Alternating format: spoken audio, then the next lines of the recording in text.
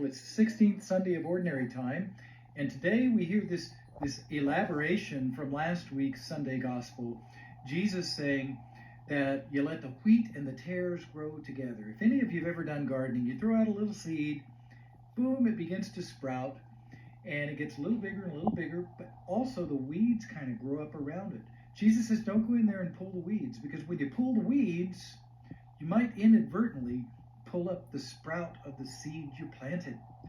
So you have to let them grow together until the plant gets big enough. Then you can reach in and you can pull out those weeds. You can weed your garden. But you can't do it when it's young. So he says the same thing is true, see, in the church. See, because a lot of times we get very judgmental about all those other people. And we want to go in and say, get that one out. Get this one out over here. That's not good. They're not good. This one's not good. So we have to be very careful. In the church, you have to let both grow together. So what you're going to find in the church is a mixed bag. You're going to find good and you're going to find bad. But you're going to find more good than bad. Now, in religious orders, it's a little different. We have a serious screening process. So we try to weed out at the very beginning those who aren't really called. But even in religious communities, you got good and you got bad. You got good and you got better. You have better and you have the best. See?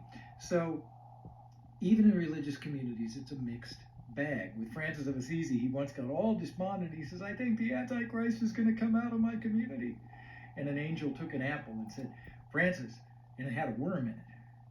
He says, what do you do with the worm? He says, I cut the worm out.